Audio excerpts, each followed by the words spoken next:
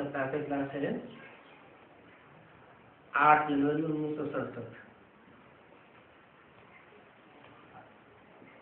Record चला है बचपन के दिन भुला आज हंसे कल रुला, है ना।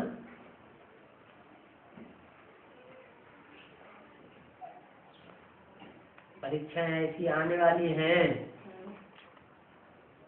पुरुषार्थी जीवन में, जो माया पीछे पड़ती है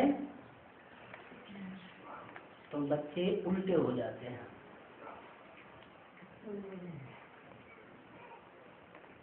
और जब बुद्धि उलट जाती है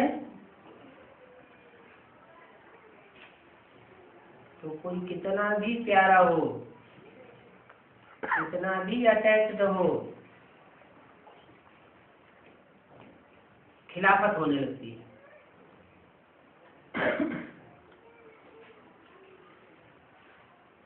खिलाफत होने के बाद बुद्धि हट जाती है,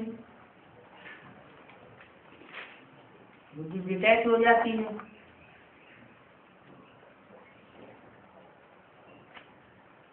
तो बोला मीठे मीठे शिकील दे बच्चों ने ये गीत सुना। शिकील दे सिख सिख से मिला जाता है जिनसे बहुत दिनों के बाद। क्यों बिछड़े हुए? क्या बात हो गई जो बिछड़ गए? माया बीच में आई ना। ड्रामा प्लान अनुसार ऐसे ऐसे गीत सिलेक्ट किए हुए हैं, मनुष्य चकित हो जाते हैं। ये क्या नाटक है कि रिकॉर्ड पर वाणी चलाते हैं? ये फिर किस प्रकार का ज्ञान है?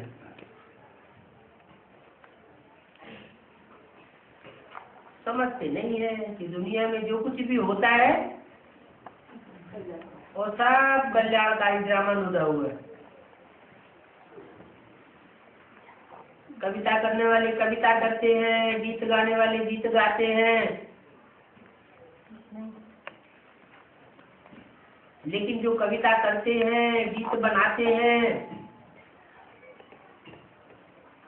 भावना में आकर के जो कुछ भी बोलते हैं, उन्हें पता नहीं है कि संगम युग पर जब बाप आते हैं तो उस समय की ही कथा कहानियां, उस समय के ही संकल्प विकल्प गीतों में और कविताओं में आते रहते हैं। सारे शास्त्र भरे हुए हैं संगम युग से। रामायण में सारी कथा संगम युग की है, त्रेता युग की नहीं है। त्रेता और सतयुग की कोई हिस्ट्री मनुष्यों के पास नहीं है। हिस्ट्री उसे कहा जाता है जिसका प्रूफ दिया जा सके। मनुष्य के पास 2500 साल की हिस्ट्री है। 2500 साल से पहले के कोई प्रूफ मनुष्यों के पास नहीं है।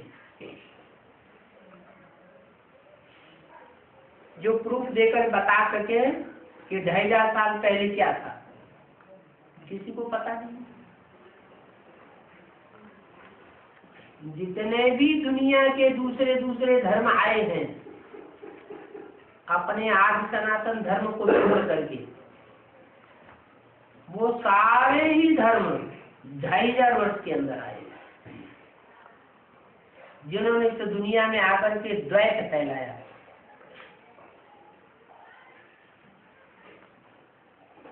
दुभांति कर दी। उस समय से लेकर के अब तक की हिस्ट्री मनुष्यों के पास मिल रही है। जब से इस दुनिया में द्वैत आया, उससे पहले की कोई हिस्ट्री मनुष्यों के पास है ही नहीं। बाप आकर बताते हैं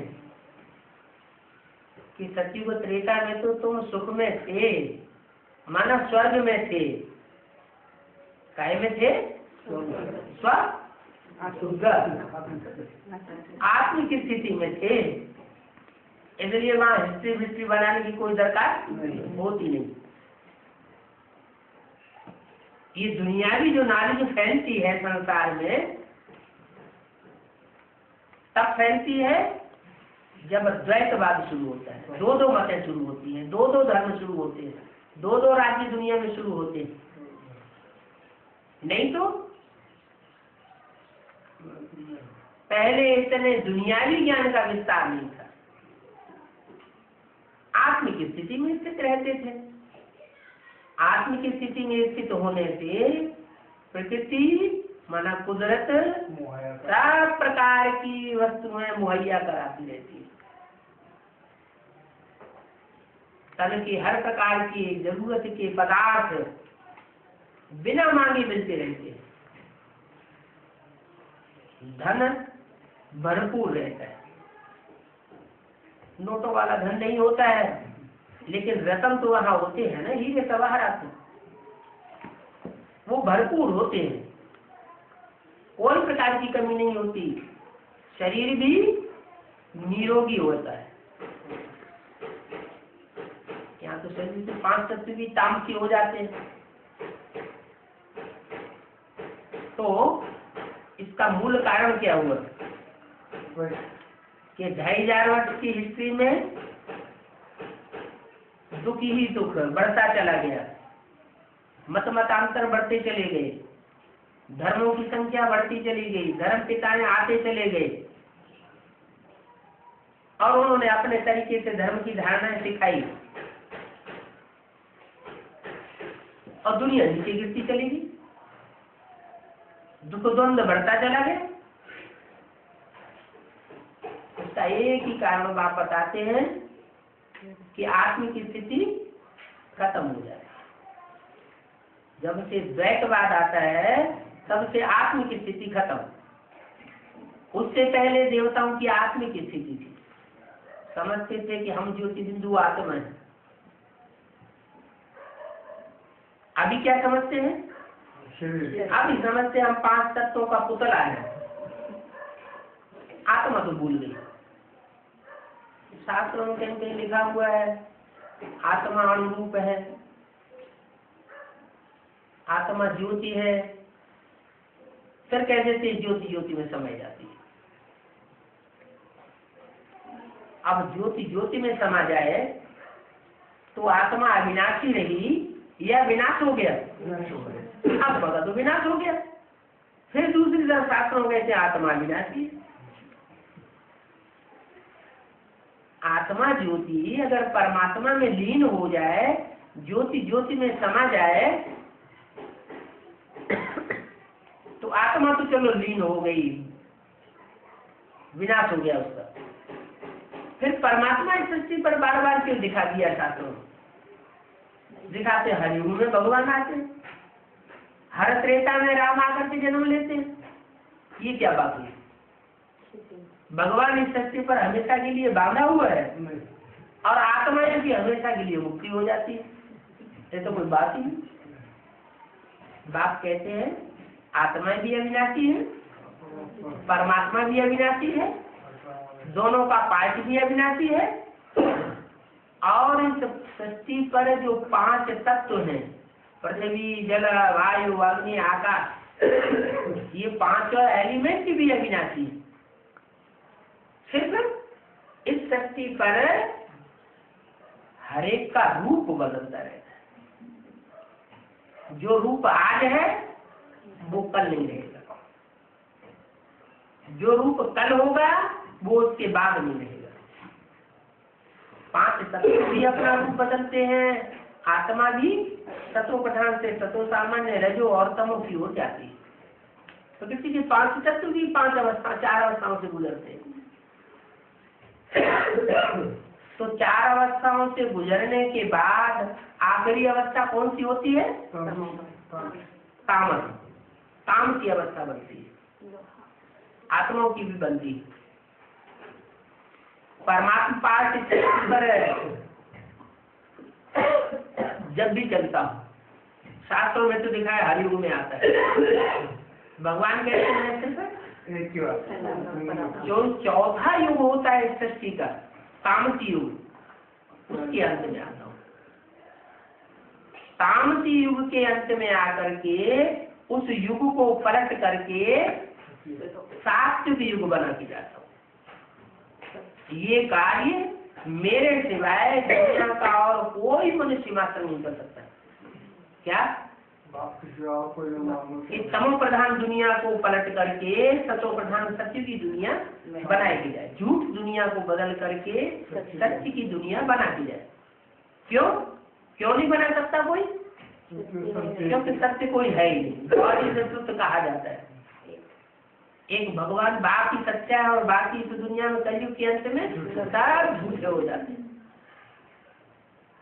द्वापर के आदि में जब शास्त्र रचे गए थे तो उन शास्त्रों को सच्चाई थी, सतो प्रधान शास्त्र भी थे। लेकिन शास्त्र रचने वाले जो विद्वान आचार्य थे, जो कवि थे, वो तो चले गए।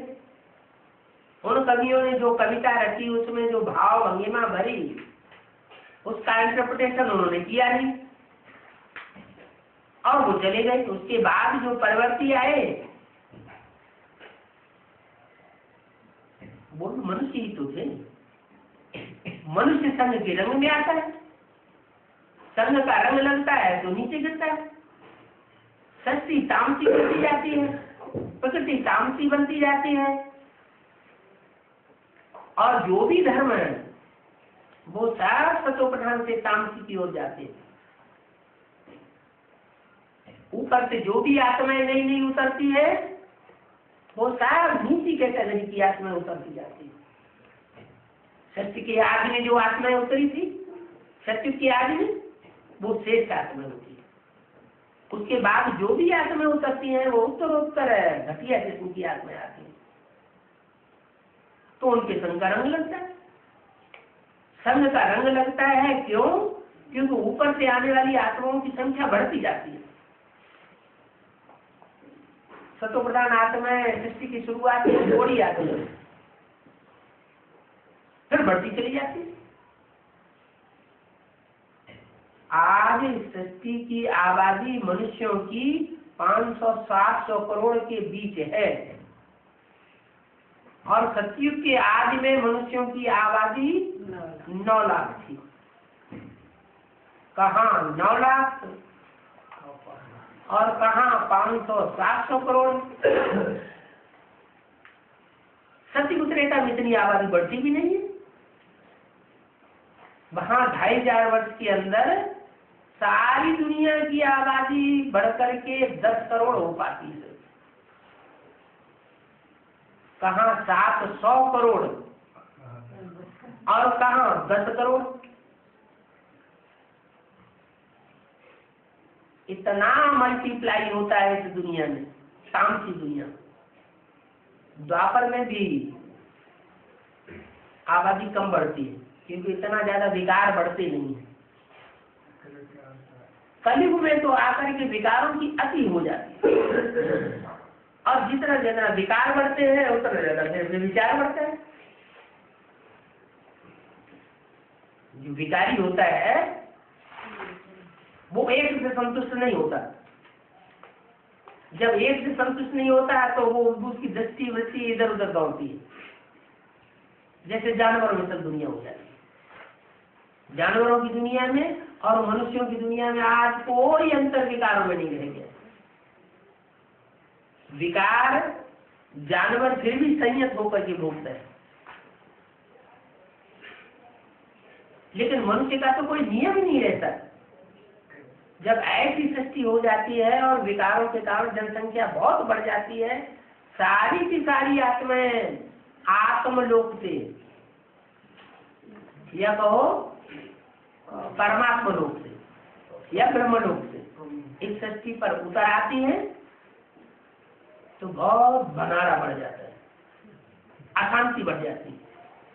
उस अशांति को खत्म करने के लिए फिर परमात्मा बाप इस सृष्टि पर आते हैं और बताते हैं कि मनुष्य को शांति नहीं दे सकता, मनुष्य को सुख नहीं दे सकता।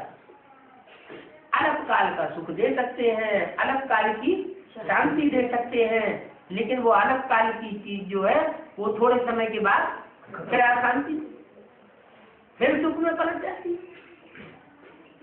सदा काल की शांति तो मैं ही आकर के देता हूँ। क्यों? मैं सुख शांति आकर के क्यों देता हूँ? मेरा अकेला का ही पार्ट क्यों उदा हुआ है?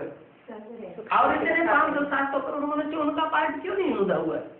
इतने बड़े बड़े धर्म पिता, इतने बड़े बड़े महात्माएं, इतने बड़े बड़े मनीषी विद्वान आचार्य सृष्टि पर आए हैं, महर्षि विवेकानंद, गुरु नानक और क्या नाम ये इब्राहिम बुद्ध क्राइस्ट आदि, ये क्यों नहीं कर सकते? इसलिए नहीं कर सकते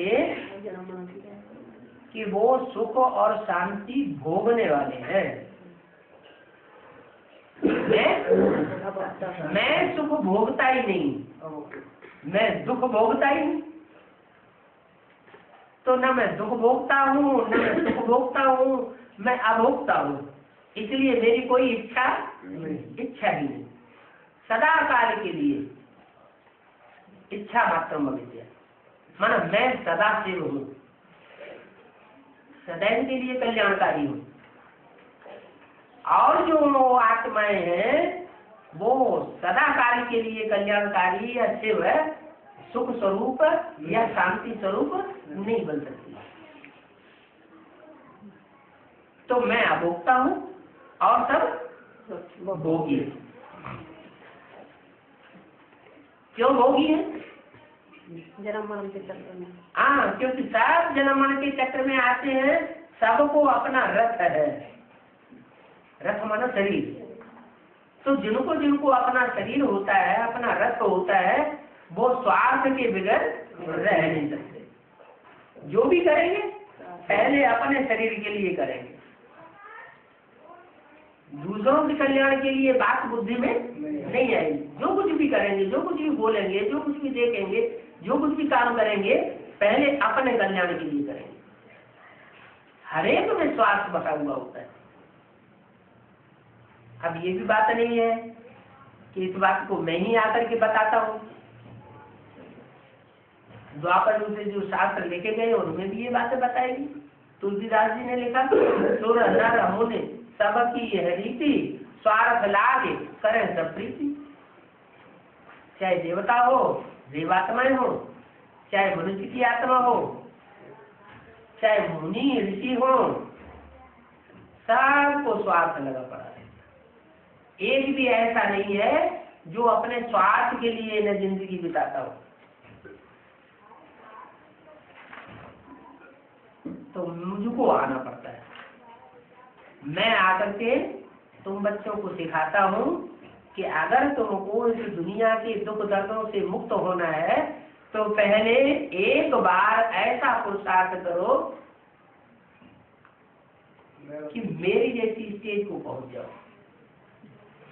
सदाकाल के लिए तो नहीं पहुंचेंगे, लेकिन प्रैक्टिस करेंगे तो कुछ न कुछ नंबरवार पुरुषार्थ अनुसार मेरी जैसी स्थिति को प्राप्त कर सकते हो। जैसे मैं निराकारी हूं, निराकारी माने कोई संकल्प नहीं, ऐसे तुम बच्चे भी निराकारी बन सकते हो। निराकारी माने आकार नहीं, माने ये शरीर नहीं, न सूक्ष्म शरीर न स्थूल शरीर, क्या बिंदु। तो ऐसी प्रैक्टिस अगर तुम कर लेते हो तो तुम भी मेरे जैसी स्थिति को प्राप्त कर सकते। सदाकाल के लिए नहीं, थोड़े समय के लिए, लेकिन नंबरवार पुरुषार्थ अनुसार। सबकी एक जैसी स्थिति नहीं बनेगी, सबकी एक जैसी निराकारी स्थिति नहीं बनेगी, लेकिन नंबरवार बनेगी तो ना। जो जितना पुरुषार्थ करेगा उतनी बनेगी। क्या स्थिति? स्वार्थ से परे की स्थिति। रथ एक तरफ रह जाए और आत्मा एक तरफ दिखाई। मैं आत्मा ज्योति बिंदु और ये 5 तत्वों का बना हुआ पुतला। जो आज है कल नहीं रहता है। कितने पुतले बदलती हो तुम आत्माएं, 84 के चक्र में आती हो तो 84 पुतले बदलती हो, और आखिरी जन्म में आकर के इस आखिरी पुतले में इतना मोह हो जाता है कि छूटता ही नहीं। तो जन्म जन्मांतर उस पुतले में आसक्ति रखने की प्रैक्टिस पड़ी हुई है। ये प्रैक्टिस जैसे देह में आने की प्रैक्टिस पड़ गई, ऐसे ही आत्मिक स्थिति में रहने की प्रैक्टिस भी कर सकते हो। अगर ये आत्मिक स्थिति में रहने की प्रैक्टिस हो गई, निसंकल्प की स्टेज हो गई, तो जैसे आत्मा परमात्मा में लीन हो गई। हमेशा के लिए लीन नहीं होगी, लेकिन हाँ नंबरवार को साथ संसार आत्मा इस स्थिति का अनुभव करेंगी। वो इस स्थिति को उन्होंने शास्त्रों में दिखाई दिया, आत्मा तो परमात्मा में लीन हो जाती है। ये नहीं जानते कि हमेशा के लिए लीन हो जाती है या थोड़े समय के लिए लीन होती है। कुछ आत्माएं ऐसी है जो लंबे समय तक उस लीन अवस्था का अनुभव करती है। वो लीन में ही रहना चाहती है, शांति ही चाहती है, वो सुख चाहती नहीं। तो ऐसी आत्मा लंबे समय तक पड़ी रहती है शांति धाम में। और जो आत्मा श्रेष्ठ किस्म की है, दूसरों को सुख देने वाली है, खुद भी सुखी रहने वाली है, सुख के उनके संस्कार है ज्यादा, तो ऐसी आत्माएं जो है वो इस सृष्टि पर जब सबसे जास्ती सुख होता है, सतो प्रधान सृष्टि होती है, उसी समय इस सृष्टि पर उतरती है। पहले सुख भोगती है और धीरे धीरे जब नीचे उतरती जाती है, आत्मिक स्थिति समाप्त होती जाती है, देह भान बढ़ता जाता है, तो धीरे धीरे नीचे उतरते उतरते 4 युगों से पसार होने के बाद फिर दुख में आती है। तो फायदे में कौन रहेगा? जो इस सृष्टि पर लास्ट में उतरेंगी जो आत्माएं वो फायदे में रहेंगी, या जो सृष्टि के आदि में उतरी है वो फायदे में रहेंगी? क्यों? वो फायदे में क्यों रहेंगे? क्योंकि उस समय का जो सुख होता है वो सुख दूसरे युगों में, नीचे उतरती कला के युगों में नहीं मिल सकता। उनमें सुख के संस्कार ज्यादा है, इसलिए वो आत्मा सत्य की याद नहीं आती है। तो सिर्फ शांति अच्छी या सुख और शांति दोनों ही अच्छी? सुख और शांति दोनों। सुख में शांति अगर समाई हुई है तो ऐसा सुख भी तो अच्छा है। सत्युग में ऐसा सुख होता है दीर्घ काल का कि उसमें शांति की समाई हुई होती है। आज की दुनिया का जो विकारी सुख है वो ऐसा सुख है जो अल्पकाल का सुख है, और उसमें सुख थोड़े समय का और अशांति ज्यादा समय की। तो बाप आकर के बताते हैं कि आत्मा ये तुम्हारे शरीर का वृक्ष है, वो बीज है। इस आत्मा रूपी बीज को जितना ही तुम याद में रह करके परिष्कृत करेंगे मेरी याद में, उतना ही तुम्हारी आत्मा जो है जन्म जन्मांतर के लिए सुख भोगने की ताकत वाली बन जाएगी। उसमें शक्ति न हो और सुख भोगना चाहे तो भोगेगा नहीं भोगेगा। शरीर में ताकत ही नहीं है तो बढ़िया बढ़िया भोजन कहाँ से पचा लोगे? तो ऐसे ही बताया कि आत्मा को पावरफुल बनाना बहुत जरूरी है। कैसे बनेगी? किसकी याद? जो ऐसी स्टेज में टिकने वाला है जो सदैव शांत स्वरूप है। जब इस सृष्टि पर आता है तो जिस मुकर्रर तन में आता है वो जितना आनंद स्वरूप बनता है, सुख स्वरूप बनता है, उतना और कोई सुख स्वरूप नहीं बनता। तो ऐसे स्वरूप को अगर हम याद करेंगे तो हम भी सुख स्वरूप बन जाएंगे। सुप्रीम सोल है शांत, और वो जिस मुकर्रर रत्न में प्रवेश करता है वो है शांत भी है और साथ साथ सुख स्वरूप भी है, आनंदमयी स्थिति भी है, ज्यादा समय की। तो पुरुषार्थ ऐसा करना चाहिए कि हम जन्म जन्मांतर के लिए सुखी और शांत बने। 2500 साल के लिए तो ये निश्चित है कि आत्मा सुख और शांत भोग सकती है। उसके बाद जो भी आत्मा इस सृष्टि पर आती है 2500 वर्ष के बाद, उनमें कोई आत्माएं ज्यादा लंबे समय तक सुख भोगती है, कोई कम भोगती है। आने वालों में जो ज्यादा लंबे समय तक सुख भोगती है वो आत्मा सनातन धर्म की होती है। द्वापर में भी सनातन धर्म की आत्मा उतरती रहती है। ऐसे नहीं कि सत्युग त्रेता में सनातन धर्म की आत्मा ऊपर से नीचे आती है। हर धर्म की आत्मा, चाहे जब से वो धर्म शुरू हुआ हो, अंत तक उस धर्म की आत्मा इस सृष्टि पर उतरती ही रहती है। सनातन धर्म की, देवता धर्म की आत्मा अभी भी इस सृष्टि पर उतर रही है। इसलिए कहीं कहीं देखा जाता है कोई कोई परिवार ऐसे होते हैं, बहुत सुखी परिवार होते हैं, लाल आर्डर परिवार में ही लगा हुआ पड़ा है, एक के आर्डर पर पूरा परिवार चलता है। जैसे घर का मुखिया घर का राजा बनकर के बैठा हुआ हो, और सबको समान रूप से देखने वाला भी। तो सनातन धर्म की भी आत्मा ऐसे तक इस सृष्टि पर रहती है, उतरती रहती है। ऐसे नहीं इस्लाम धर्म की आत्माएं ही अभी उतर रही है, बौद्ध धर्म की। हाँ, तो उनकी तबियत जन्म कैसे, जब आज धर्म के होंगे उनकी तबियत जन्म कैसे होगी? सबके 84 जन्म नहीं होते हैं। आज सनातन जो त्रेता में जो आत्माएं उतरती है, त्रेता में जनसंख्या बढ़ती है कि नहीं, तो उनके 84 जन्म होंगे? नहीं होंगे। कैसे होंगे? जो आत्माएं कम जन्म लेने वाली होती हैं, लेकिन सत्युग त्रेता में तो आती हैं, वो द्वापर युग से दूसरे दूसरे धर्मों में कन्वर्ट होने लगती है। क्या अंतर क्या होता है 84 जन्म लेने वालों में और कम जन्म लेने वालों में? जो सत्युग त्रेता में तो आते हैं,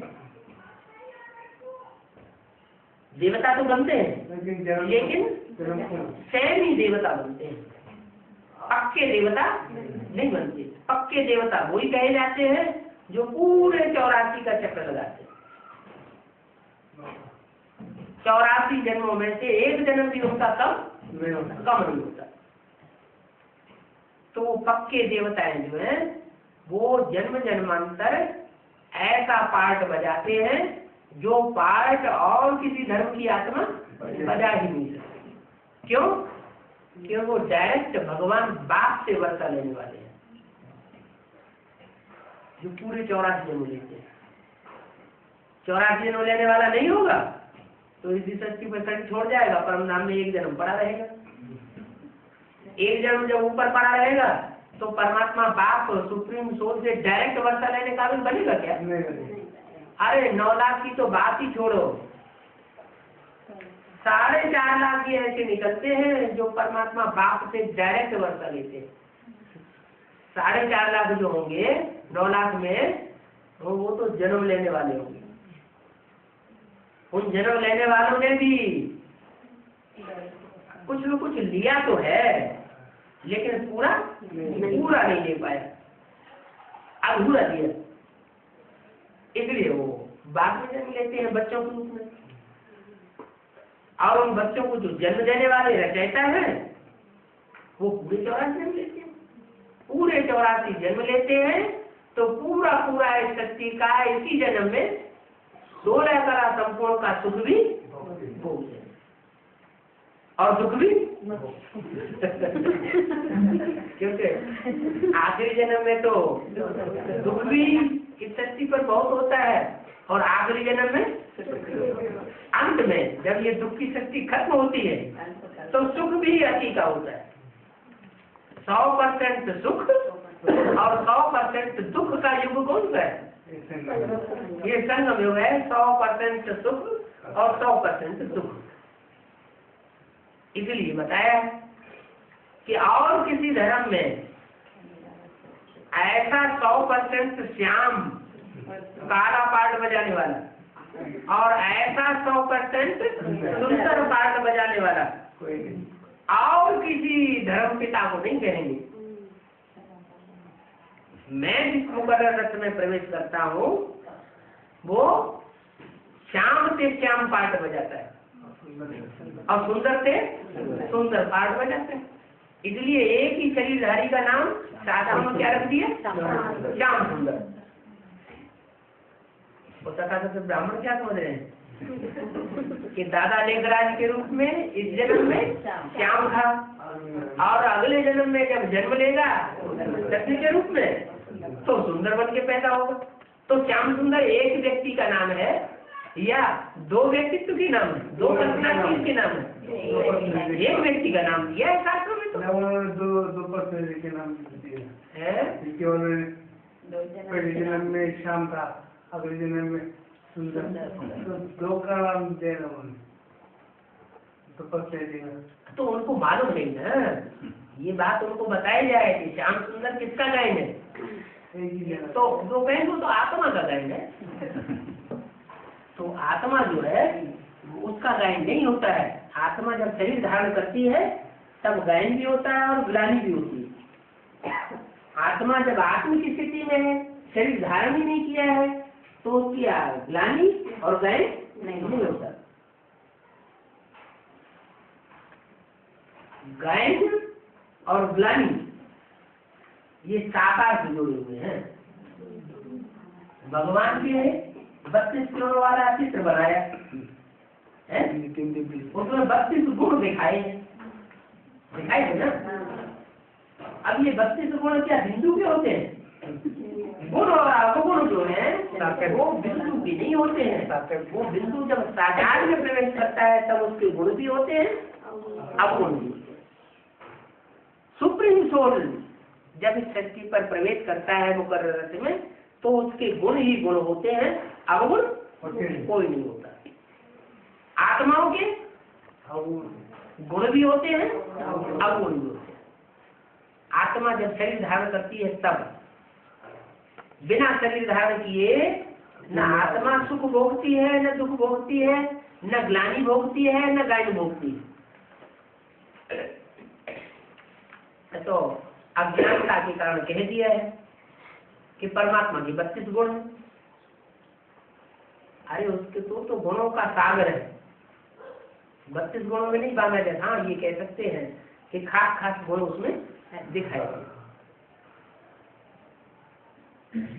तो आत्मा पुरुषार्थ करके, क्या करके? पुरुषार्थ नाम क्यों दिया? पुरुष पुरुमाना पुरी, पुरुमाना पुरी माना शहर, गांव, कस्बा। ये शरीर जो है क्या है? पुरी है। इसमें कौन रहने वाला है? आत्मा। आत्मा इस शरीर रूपी पुरी में सोती है, आराम करती है, इसलिए पुरुष कहा जाता है। पुरुष कहा जाता है। तो क्या कीड़े मकोड़ों को आत्मा नहीं होती है? उनको आत्मा होती है कि नहीं? आत्मा होती है। तो उनको भी पुरुष कहो। वो अपने शरीर रूपी रथ में आराम नहीं करते हैं? अपनी शरीर रूपी पूरी में आराम नहीं करते क्या? सोते नहीं है? तो फिर वो उनको पुरुष क्यों नहीं करते हैं?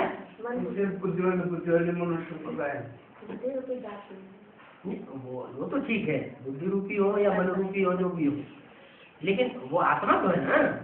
आत्मा अपने शरीर रूपी पूरी में सोती है, आराम करती है, इसलिए उसको पुरुष कहा जाता है। तो पुरुष जो है इसलिए कहा गया, चैन की नींद होती है और एक बेचैनी की नींद होती है।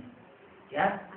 आराम करना, आराम तो करते हैं लेकिन करवट पलट पलट के आराम कर रहे हैं, माना चैन नहीं है। हाँ, तो जो चैन की नींद है वो प्राप्त करने का पुरुषार्थ जानवर नहीं करते हैं। कौन करते हैं? मनुष्य करते हैं। मनुष्य जो है उसको कहा जाता है नर। क्या? मनुष्य नर जो है, मनुष्य जब पुरुषार्थ करता है तो अपनी आत्मा की शांति के लिए वो पुरुषार्थ कर सकता है, जानवर पुरुषार्थ नहीं करते। फिर क्या सतयुग में, त्रेता में या स्वर्ग में जानवर नहीं होते वहाँ? वो कैसे चले जाते?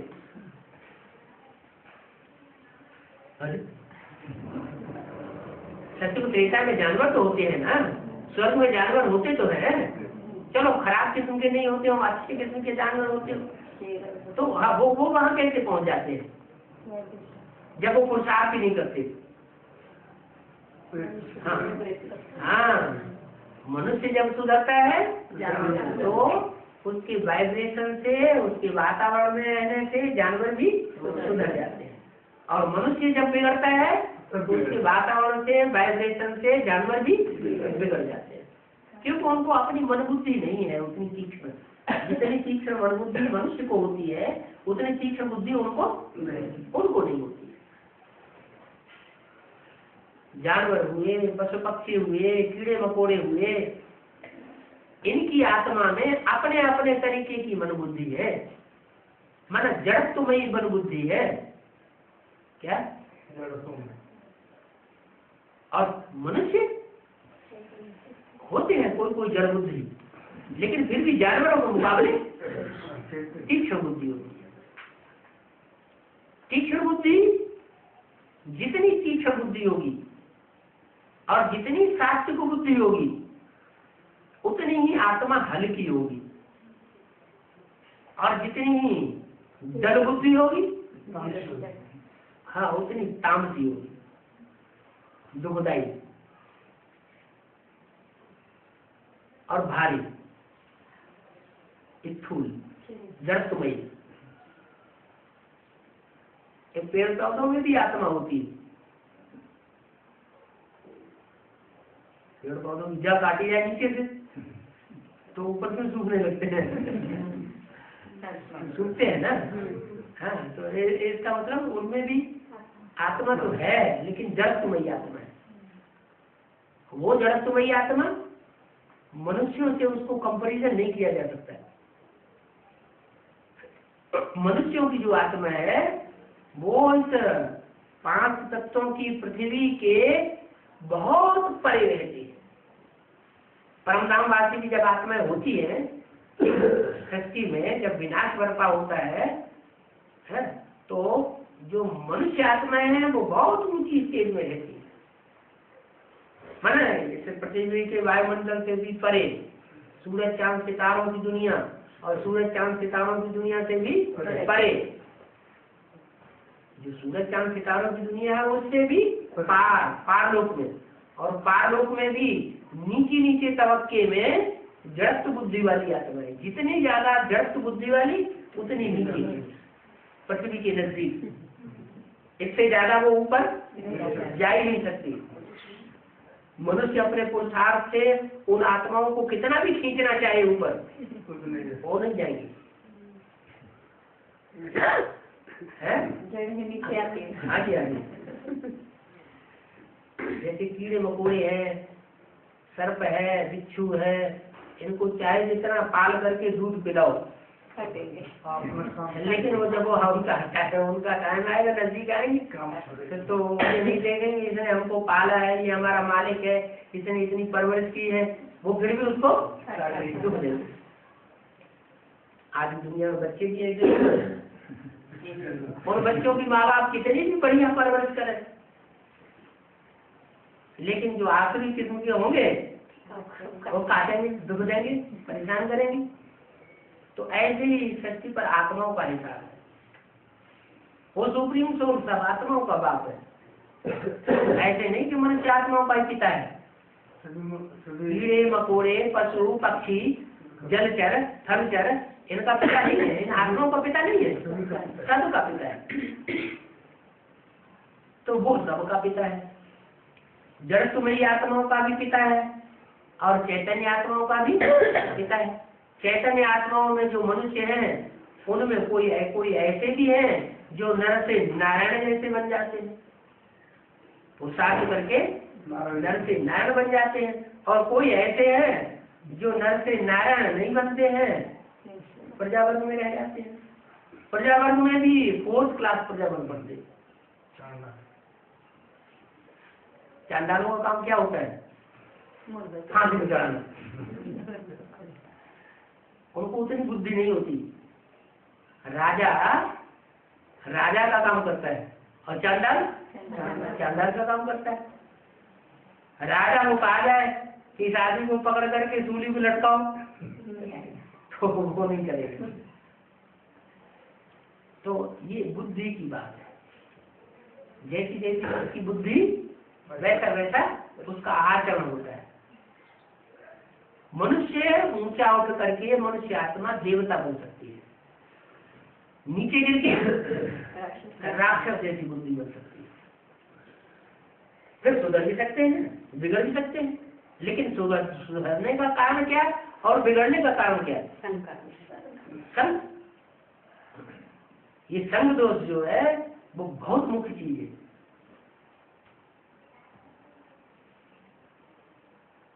किसका संग करने से नीचे गिरते हैं? मंद बुद्धियों का संग करने से नीचे गिरते हैं। और बुद्धिमानों की बुद्धि परमात्मा का संग करने से ऊंचे उठते हैं। सत्य है परमात्मा, और इस दुनिया में कोई सच्चा है नहीं, सब झूठे है, सब दुखदाई है। जो जितना जाती दुखदाई आत्मा वो उतनी जाती जड़ बुद्धि वाली, और जो जितनी सुखदाई आत्मा वो उतनी ही चैतन्य बुद्धि। कहते ही है सत्य चित्त आनंद। क्या? जो सच्चा है वही चैतन्य है, जड़ बुद्धि नहीं है। जो सच्चा है वही चैतन्य है, और जो चैतन्य है वही आनंद में है।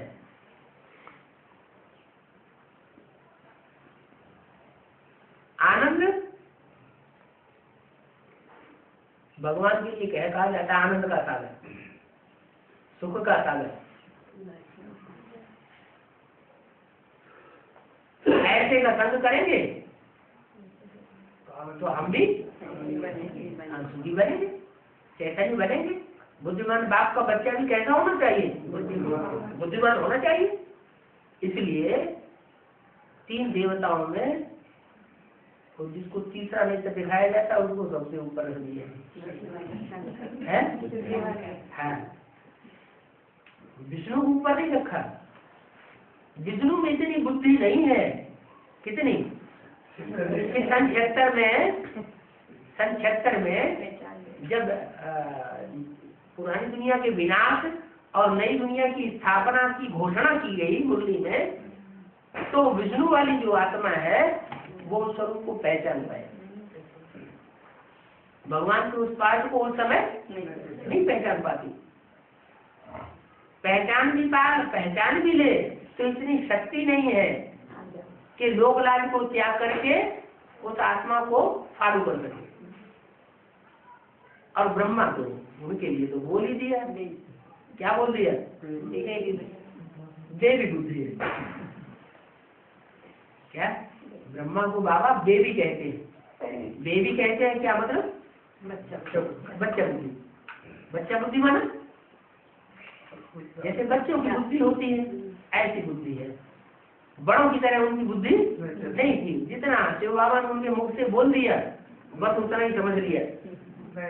जैसे प्राइमरी स्कूल में सूरदास कबीरदास के दोहे कबीर चौपाइयाँ पढ़ाई जाती हैं तो वो उनको रख लेते हैं। बस उनका क्या गहरा अर्थ है फिर वो बच्चे जब बड़े होते हैं बीए में वही और कविताएं पढ़ते हैं तो उनका गहरा अर्थ उनकी बुद्धि में बैठता है। तो बाबा ने ब्रह्मा को क्या बोला? वेद बुद्धि। अभी भी ब्रह्मा की सोल मस्तक में प्रवेश करके जो सृष्टि का पिता है मनुष्य सृष्टि का, उसमें प्रवेश करके संग का रंग तो ले रही है, लेकिन फिर भी जब सूक्ष्म शरीर धारण करती है तो फिर तो प्रवेश करती है। पूर्व योनि के नजदीक पहुंच जाते हैं।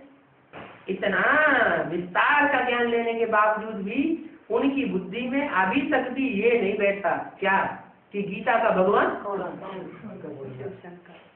शंकर बोल रहा है। निराकार शिव कैसे है, जबकि उसके संग के रंग से निराकार बनते भी हैं खुद बाबा ब्रह्मा बाबा। हाँ, शिव बाबा है। शिव बाबा बोल सकते हैं, शिव बोल सकते हैं, आप बोल रहे शिव से बोल सकते हैं, शिव शंकर बोलना था ऐसा बोल।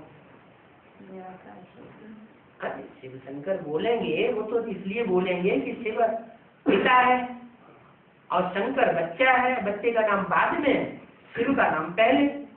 शिव शंकर भोलेनाथ कहा जाता है, भोले वाले कहा जाता है, तो शिव भोला है, शंकर भोला नहीं, भोला नहीं, उसको अपना शरीर है क्या, जिसको अपना शरीर होता है वो पहले स्वार्थ की सोचता है, पहले अपना फिर उसके बाद सारी दुनिया का। वैसे ही हर आत्मा को पहले अपने से प्यार होता है या पहले अपने पति से या बाप से प्यार होता है।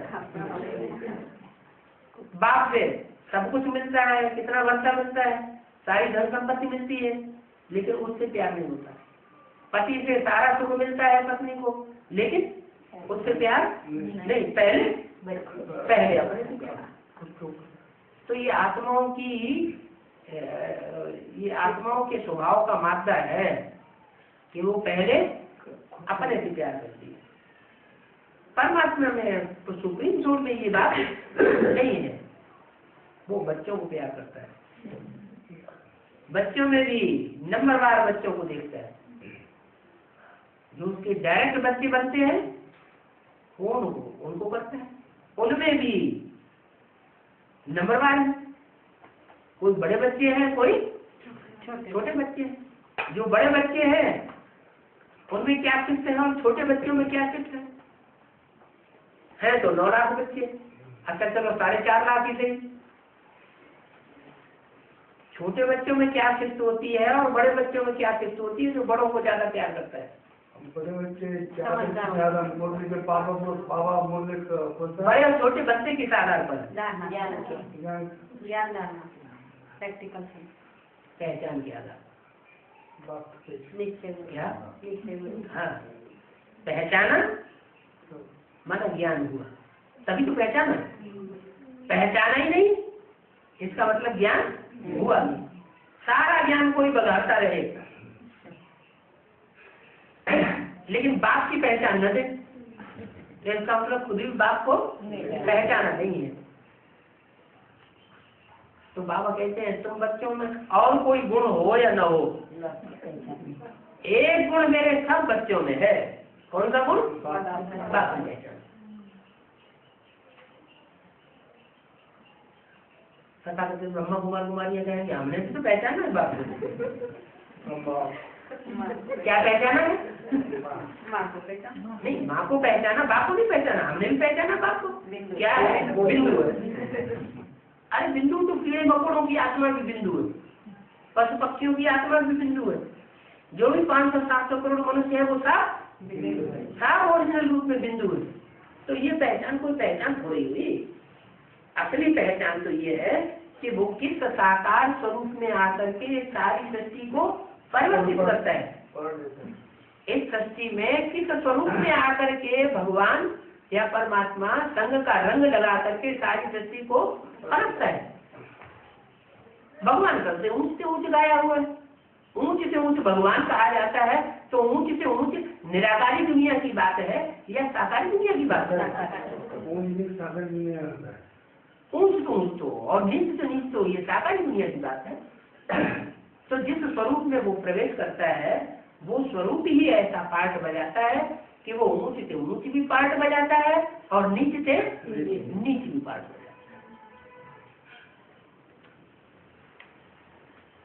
84 लाख योनियों में डाल दिया है। क्या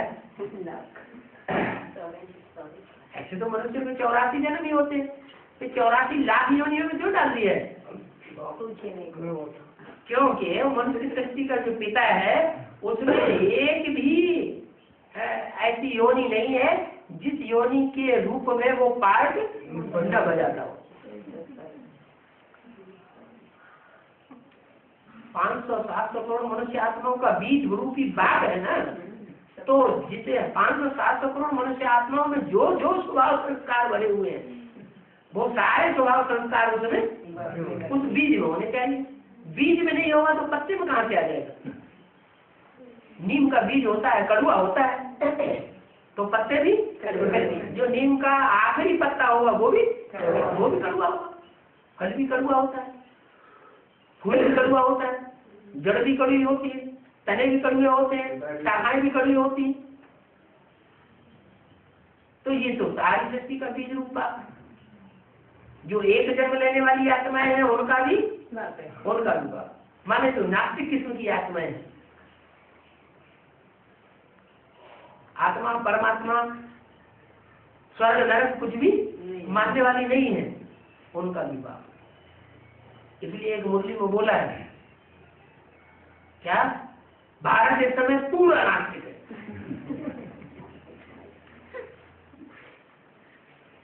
पूरा नास्तिक है माने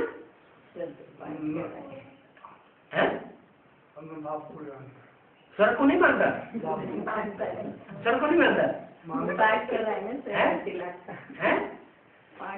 नहीं। नास्तिक माने किसी के ऊपर आस्था न रखने वाला, ना आस्था, किसी के ऊपर उसको विश्वास नहीं, खुद के ऊपर नहीं तो दूसरे को है। अब उसके ऊपर भी विश्वास नहीं।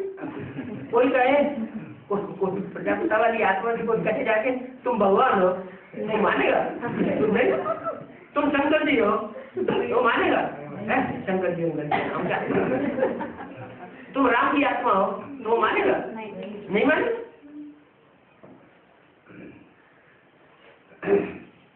जबकि वो एक स्वरूप ऐसा पार्ट बजाता है जिसमें कृष्ण का पार्ट भी साबित होता है, शिव का पार्ट भी साबित होता है, राम का भी पार्ट साबित होता है।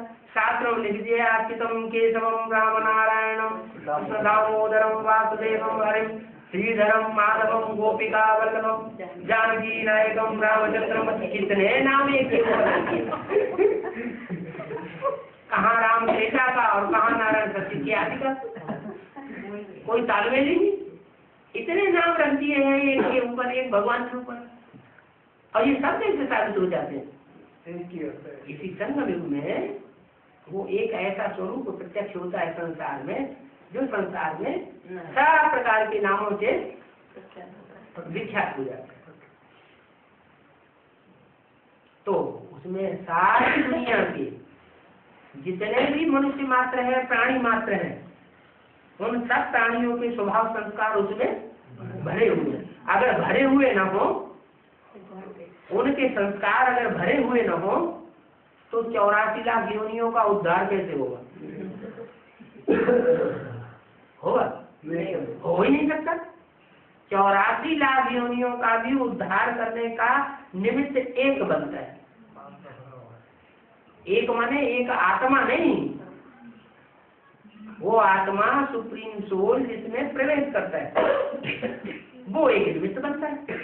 तो उसमें हर प्रकार के स्वभाव संस्कार मौजूद। इसलिए बाबा ने एक सिद्ध बताई है उस पाठधारी की, कि ऊंचे से ऊंचे तबके के व्यक्ति से लेकर के नीचे से नीचे तबके के व्यक्ति के बीच में रह करके वो आराम से अपनी जिंदगी बिता सकता है। क्या इस दुनिया में ऊंचे से ऊंचे तबके के लोग हैं और नीचे से नीचे स्वभाव संस्कार वाले लोग हैं। वो उसको किसी भी व्यक्ति के साथ रह करके अपना जीवन यापन करने में कोई तकलीफ नहीं होगी, सबके साथ मिक्स हो सकता है। जैसे घर में, परिवार में एक बाप के 10-15 बच्चे होते हैं, माँ बाप के 10-15 बच्चे होते हैं, और माँ बाप सबके साथ मिक्स होके रहते हैं कि नहीं रहते? ऐसे ये भी मनुष्य शक्ति का बाप है। मनुष्य शक्ति का बाप होने के नाते वो सबके साथ मिक्स होकर के रह सकता है। साधारण से साधारण पार्ट भी बजाता है और ऊंचे से ऊंचा पार्ट भी बजाता है। पार्टधारी है क्या? हीरो पार्टधारी से कहा जाए कि तुम हीरो का ही पार्ट बजाओ और तुम दूसरा कोई पार्ट नहीं बजा सकते, तो वो फिर हीरो पार्टदारी कहा जाएगा? नहीं, हीरो पार्टदारी माना अच्छा प्रकार का पार्ट बजा सके, अच्छे से अच्छा भी बजा सके, बुरे से बुरा भी बजा सके।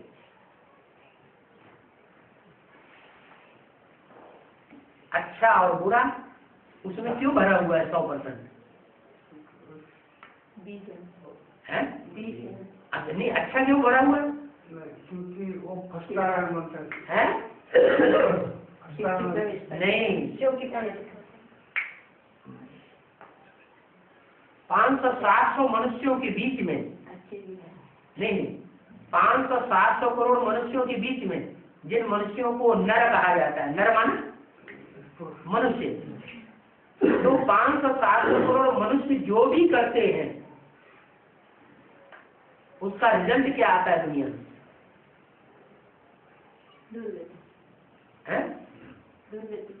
नरक का नर जो कुछ करे तो नरक दुर्गति कराता है। नरक माना नर ने जो कुछ भी किया वो सब नरक। और सुप्रीम सोल आकर के उसमें प्रवेश करके जो कुछ भी करता है, क्यों? क्योंकि वो सदाकाल का स्वस्थिति में स्थित होने वाला है। कौन? शिव। और पहले जन्म से लेकर के जब से उतरती कला शुरू होती है तब से लेकर के सृष्टि पर लास्ट तक जो मनुष्य शक्ति का बाप है वो खुद भी नीचे गिरता है और दूसरों को भी अपने साथ साथ नीचे चले जाता है। नर जो कुछ करे तो नर, और जो भगवान है वो सदाशिव है, सदैव परिस्थिति में स्थित रहने वाला है, इसलिए वो जो कुछ करे वो ऊपर उठा के ले जाता है।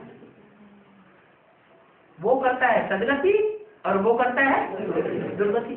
इसलिए अगर मुरली में बोल दिया कि राम ही रावण बनता है, कृष्ण ही कंस बनता है, तो बुरा क्या बोल दिया? सच्ची बात बोल दिया।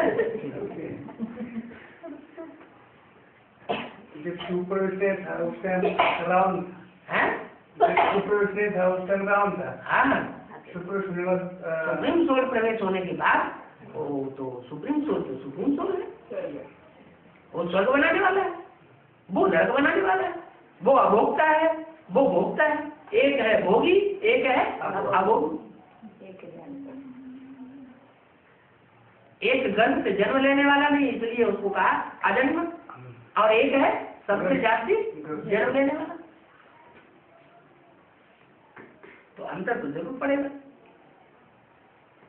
इसलिए जो प्रजापिता है उसमें दुनिया के सारे अवगुण उसमें भरे हुए हैं, और उसमें जो सुप्रीम सोल है कुछ भी नहीं, अवगुण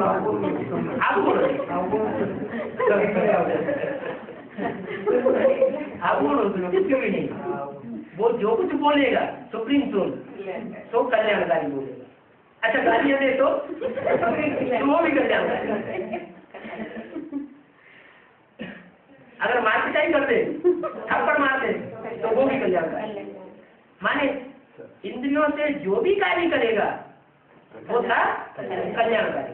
लेकिन जब शुक्र करे तो उसके बाद इंद्रिय जो कार्य करे वो कल्याणकारी होगा। शुक्र करने के बाद हाँ, तो उसके बाद जो कार्य करेगा वो कल्याणकारी होगा। लेकिन बच्चे मुरली में बोलते हैं ये ब्रह्मा बाबा ने बोला, ये शिव बाबा ने बोला, लेकिन मुकर्रर इसका भी पहचान चाहिए। हाँ, जो मुकर्रर रथ है वो पहचानना पड़े। ब्रह्मा बाबा का रथ मुकर्रर रथ नहीं कहा जा सकता। वो बीच बीच में इंटरव्यू करके बोलते थे, तो इंटरव्यू करके बोलते थे वो सच्चा नहीं है, ठीक नहीं है। फिर भी बाबा ने मुरली में बोला, क्या बोला कि तुम ऐसे ही समझो कि यह शिव बाबा बोलता है। अगर इनसे कुछ गलती हुई हो जाती है तो तुम क्या समझो? शिव बाबा इसको सुधार देंगे। तो तुम्हारी बुद्धि में अगर शिव बाबा रहेगा तो तुम्हारा कल्याण हो जाएगा। कोई नहीं, आपने भी दारू बन के डाला होगा, आपने छोड़ थोड़े दिया होगा। एक जन्म स्त्री का, एक जन्म पुरुष का होता है। अब तो आप तो एडवांस में, आप तो और ही रुद्रमाला के मणके बन सकते हैं, बनने वाले हैं। तो रुद्रमाला के मणके बने पुरुष, और पुरुष तो 84 जन्म में से ज्यादा स्त्री के जन्म लेंगे कि पुरुष के जन्म लेंगे? हैं? विजय माला वाली आत्मा ज्यादा स्त्री जन्म लेंगी या पुरुष जन्म लेंगी? स्त्री जन्म लेंगी। और रुद्रमाला वाले पुरुष जन्म ज्यादा लेंगे। तो आपने तो ज्यादा ही अत्याचार किया है। और सर्विस तो बढ़ नहीं रही है 16 को में, है? सर्विस अगर बढ़े तो फिर मनन चिंतन मंथन भी ज्यादा चले। जो आत्माएं सर्विस फील्ड में सेवा करती है उनका मनन चिंतन मंथन बहुत चलता है, और उन सेवादारियों को शिव बाबा याद करता है। क्या है? बच्चे बाप को, बाप बच्चे। दुनिया भगवान को याद करती है, भगवान सर्व उन बच्चों को याद करता है। तो ज्यादा पावर किसको मिलेगी? बाप को। हम बच्चे खुद भी याद करते हैं अपनी ताकत से, जितनी अपनी मन बुद्धि में शक्ति है उतना याद करते हैं। लेकिन भगवान जिनको याद करे उनका कितना भाग्य बन जाएगा, कितनी पावर उनको मिलेगी। इसलिए सर्विस फील्ड में जरूर घंटे 2 घंटे लगाना चाहिए। क्या अगर अपनी आत्मा को पावरफुल बनाना है तो कुछ न कुछ दूसरी आत्माओं की सेवा जरूर करना। अगर पकड़े जाओगे पकड़ेंगे तब देखेंगे। नहीं पकड़े जाओगे। अच्छा, फिर रिजल्ट निकला है? निकला कहाँ है? 14 आत्माएं हैं। तो बांधेरी बनने से फायदा होगा नहीं? फायदा हो गया, फायदा होगा ना? नहीं हम नहीं है, तो बता रहे नहीं बांधेरी माता आई शरीर से। हाँ शरीर से तो, और क्या शरीर बांधा जाता है, मन कोई बांध सकता है? मन थोड़े किसी बंधन में आता है। आज का पार्टी से निकले घूम रहे हैं हाँ। सब बाबा के ऊपर है। अच्छा आपकी मुश्किल है, बाबा ने जितना ज्ञान का सारा दे दिया है। वो तो इसमें बताओ कर लिए है। बाबा ने मुरली में बोला कि वो 32 गुण है ना, वो साकार शरीरधारी थे। साकार शरीरधारी नहीं है तो निराकार के, लेकिन साकार शरीरधारी के द्वारा प्रत्यक्ष होते हैं। जब तक साकार में आए तब तक वो गुण प्रत्यक्ष नहीं हो सकते। 32 गुणों का चित्र कहीं उठा के देख लो, उसमें एक एक गुण को पढ़ो, वो गुण साबित ही नहीं हो सकते जब तक वो साकार स्वरूप धारण न करे। तो उसमें अवगुण है ही नहीं ना, है उसमें चित्र में तो अवगुण दिखाई नहीं, वो नहीं दिखाई गुण तो बाबा भी अभी बोला है कि गुण भी है अवगुण भी है। तो वो तो प्रजापिता था, वो ये भूल गए। एक ऊपर वाला एक नीचे वाला, एक भोक्ता एक अभोक्ता। जो भोक्ता है उसमें अवगुण है। और बाबा नंबरवार कौन देखता है, शिव देखता है या मनुष्य सृष्टि करना? मनुष्य सृष्टि का बाप नंबरवार देखेगा, वही नंबर बनाएगा।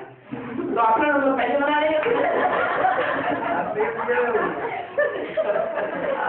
हो गया बाबा, ये तो भेदभाव हो गया, भेदभाव हो गया।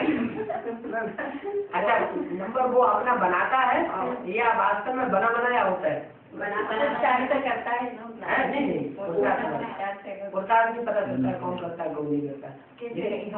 नंबर वो बनाता है या बना बनाया होता है? बना बनाया है ना। अगर बनाता होता तो इतने विरंगी आत्माएं निकलती है, ढेर सारी विरंगी आत्माएं निकलती है, उन लोगों को अपोजिशन नहीं कर सकता है। अच्छा अपोजिशन करते हैं तो फिर वो जीत भी होनी चाहिए। होगी ना, इतनी कोई भी काम के लिए टाइम लगते हो बाबा, कोई भी काम के लिए टाइम लगते हैं, अच्छे काम के लिए तो अच्छे काम होने के टाइम तो लगेगा ना। तो इसका मतलब ये हुआ कि उसके हाथ में तो नहीं है। है, लेकिन बाबा टाइम पास बोल दिया अपने आप अपने को कोई प्रत्यक्ष नहीं कर सकता।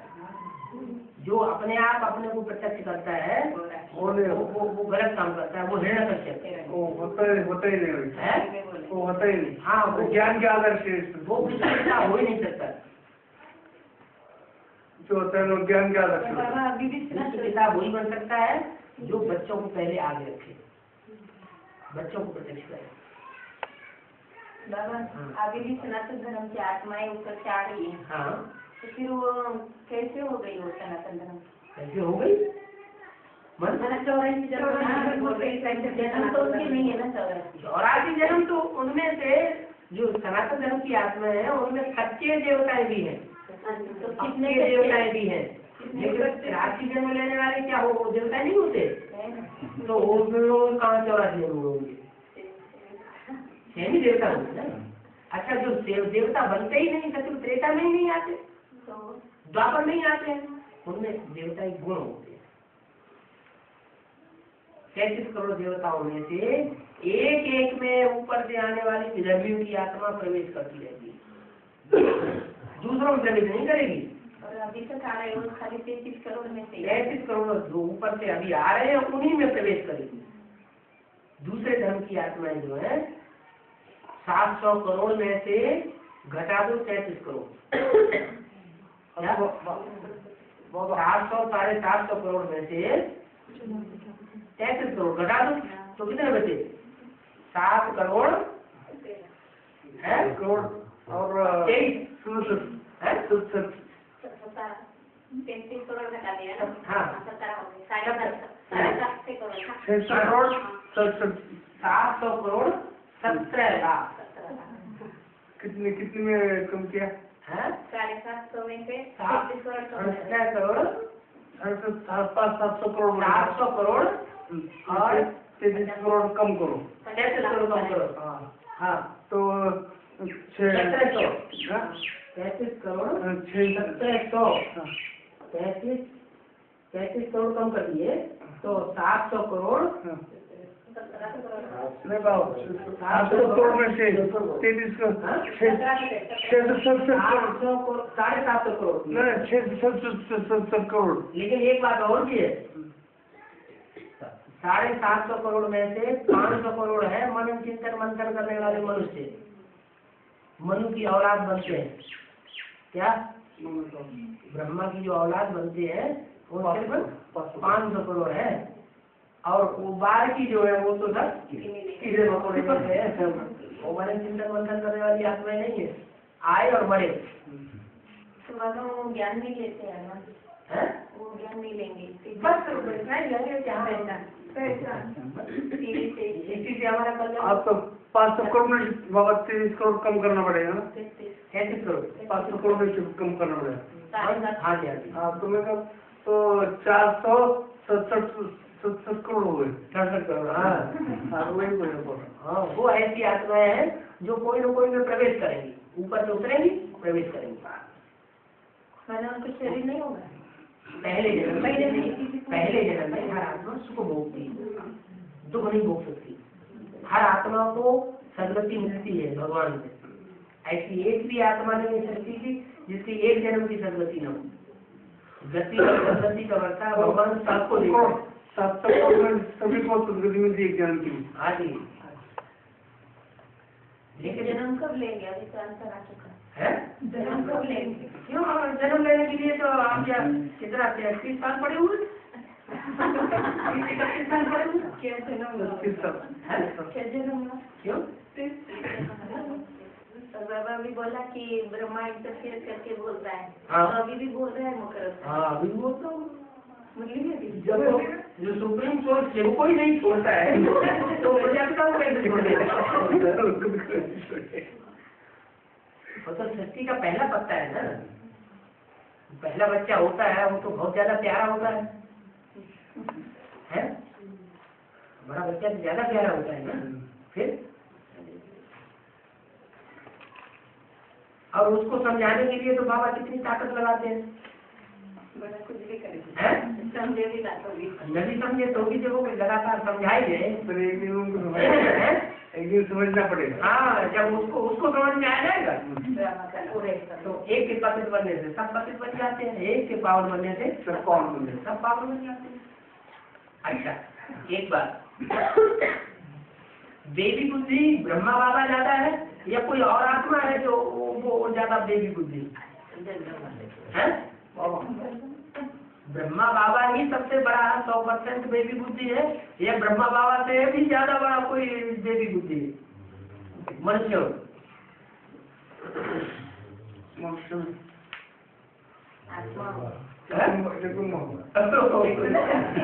मम्मी तो नहीं सकती। तो प्रभाव में प्रवेश करते ना हो। ऐसे बोलता है।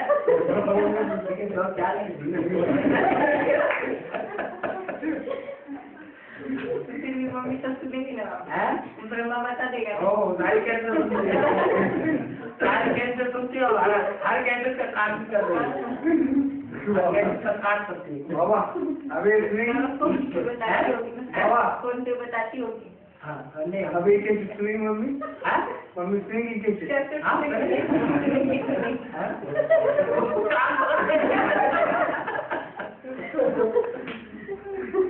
राजा रमायण से लगा दो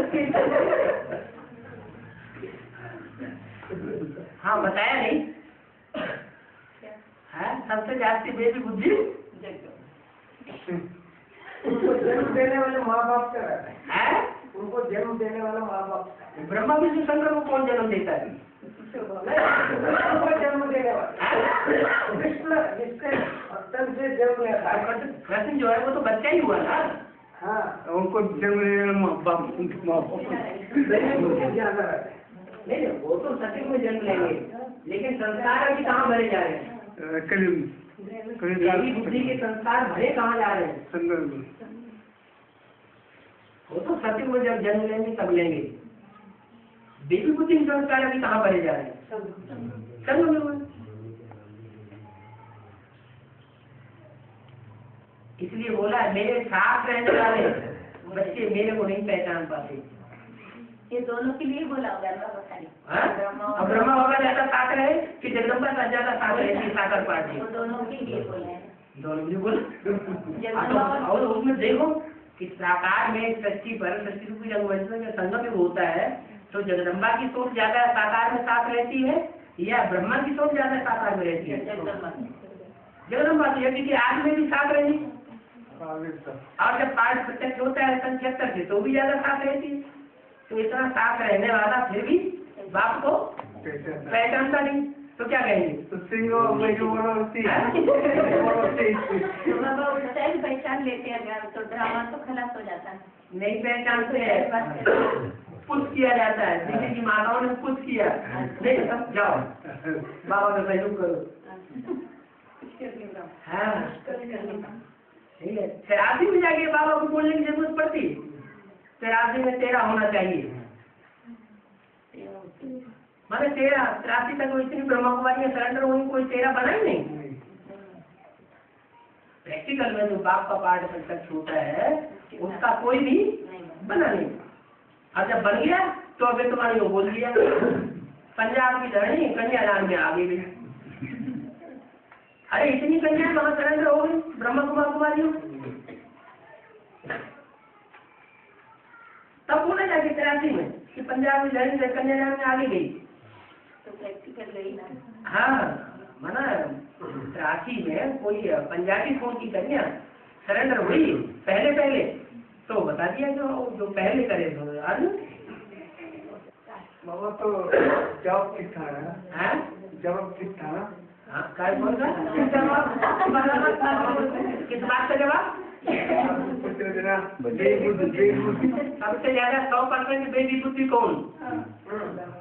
इस बात का जवाब क्या जवाब दिया आपने?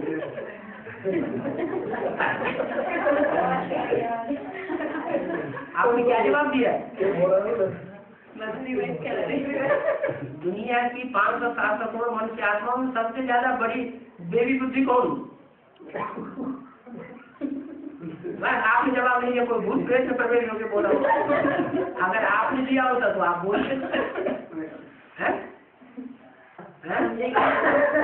माँ समझ लेगी ना बच्चे को गलती की तो 25 सेकंड समझ लेगी गीता का भगवान कौन, 25 सेकंड सब सुधर गए। द्वापर युग जब आदि हुआ था तो द्वापर युग की शुरुआत में जो शास्त्र लेके गए थे वो उस समय गीता में कृष्ण का नाम नहीं डाला गया था। जो अंग्रेज विद्वान है उन्होंने अपनी अपनी थीसिस में लिख करके रखा है। उन्होंने ये लिखा है पहले गीता में कृष्ण का नाम नहीं था, बाद में कोई साकारवादी हुए हैं कृष्ण के उपासक जिन्होंने गीता में कृष्ण का नाम डाल दिया। श्री कृष्ण महाभाषी हुए ना। हाँ जी। तो उन्होंने तो बाबा ये काम भी तो विक्रमादित्य राजा ही करेगा। विक्रमादित्य राजा क्यों करेगा, गीता में वही का नाम डालना। लिखने का राजा वही है।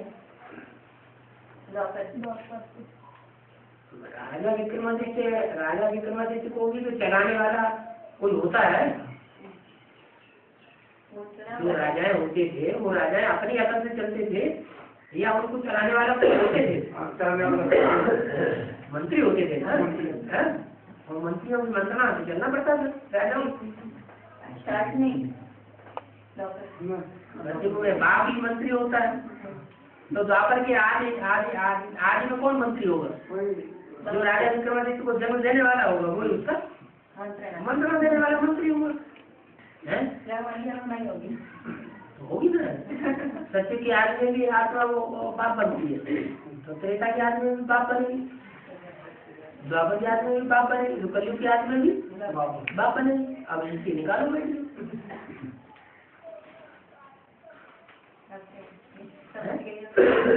समझ तो गई अभी क्या, कौन समझ गई काम की समझ। द्वापर कलयुग के आदमी में कौन था कैसे पता चलिए, जब तक फैसला ना हो हिस्ट्री का। ये एक ही जन्म ऐसा है जहाँ बड़ी बोलने का मौका दिया जाता है। हाँ गुरु लोग बोलने का मौका नहीं है। हाँ वो बीच में कोई बोलता है तो गुस्सा आ जाता है।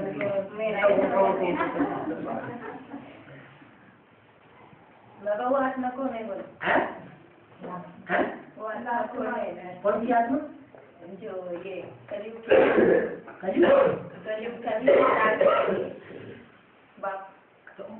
बाबा थोड़ी बताएंगे, वो तो निकालो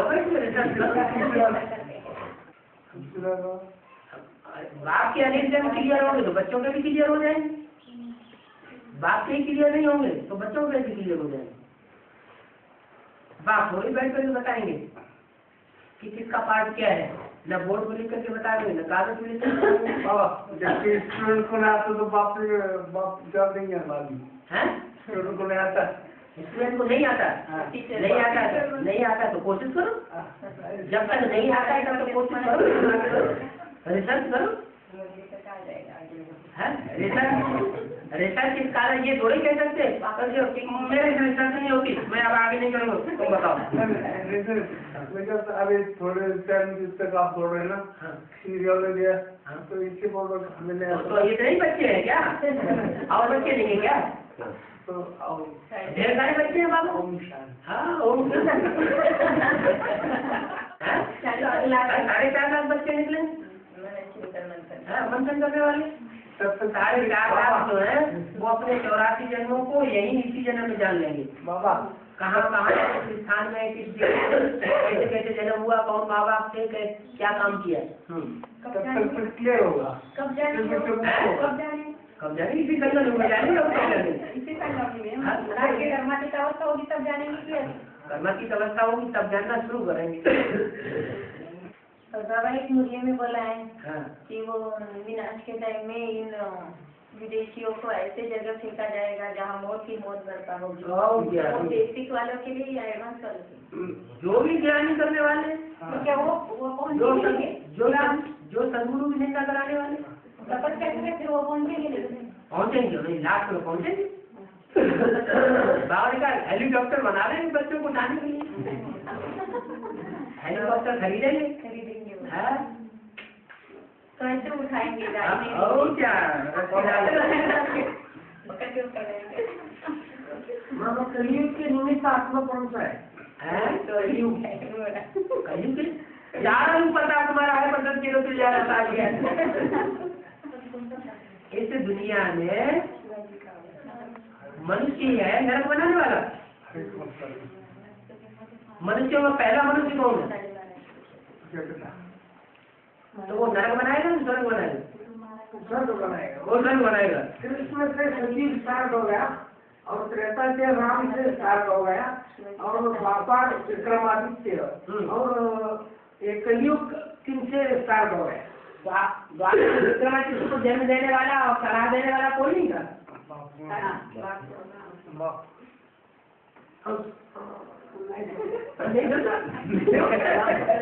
द्वापर युग में राजा विक्रमादित्य को जन्म देने वाला और उनको सलाह देने वाला कोई था या नहीं था? तो राजा विक्रमादित्य अपनी इच्छा से राजा बना या किसी ने उसको रास्ता बताया तब राजा बना? उसने जब पूजा की शिव की तो अपनी अकल से पूजा की या किसी ने बताया तब शिव की पूजा करना शुरू किया? अपने अकल से नहीं। बाबा माता पिता ने सिखाया होगा ना? आज किसी ने पहले उनको बताया कि तुम ये करो। माने भक्ति भी वही शुरू करता है। कौन? विक्रमादित्य नहीं करता है शुरू करती, वो तो प्रैक्टिकल में शुरू करता है, लेकिन उसको बताता कौन है कि ऐसा करो? वही बताता है। तो द्वापर बनाने वाला है तो वही है, कलयुग बनाने वाला है तो त्रेता बनाने वाला है तो वही है, और सतयुग बनाने वाला है तो वही है। तो मानो ये स्टार्ट में बाप बेटे की जोड़ी है। क्यों नहीं? स्टार्ट में क्यों? हर युग में हर युग के आदि में। हर युग के आदि वही फास्तो फंसे वही फंसतो रास्ते। जो पहला ब्राह्मण तो पहला देवता, मुस्लिम बोला, जो पहला देवता सो पहला क्षत्रिय, जो पहला क्षत्रिय सो पहला वैश्य विषय, और जो पहला वैश्य सो पहला शुद्ध। तो कलयुग कितने शुरू किए?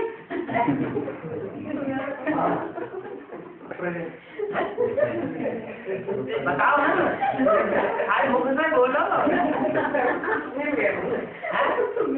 कौन मिल गया भगवान?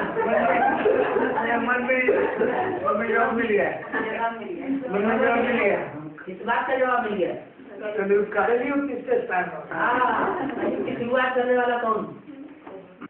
बाबा द्वापर के अंत तक राजा ही चलती है। द्वापर के अंत तक चलती है राजा, उसके बाद नहीं चलती। अगर इस साल के बाद में राजे खत्म हुई 300 साल पहले शहीद मारा। राजाई तो अभी भी चल रही है, राजाई तो खत्म नहीं होती। भगवान बाप आकर के राजाई का बरसा देते हैं, तो भगवान बाप आकर के जो चीज देगा वो कभी खत्म होगी क्या? तुम्हारे घर में राजाई चल रही कि नहीं? बोलो। राजाई कभी खत्म नहीं होती। लेकिन दुनिया को बाबा सिखाता है ना, क्या सिखाता है? राजा का। हाँ, तो खत्म हो सकती है। जो 80 कोटी का क्लास होता है तो ज्यादा लोग ध्यान से सुन रहे हैं। हाँ, बाबा की वीडियो होते हैं, ध्यान से नहीं सुनते।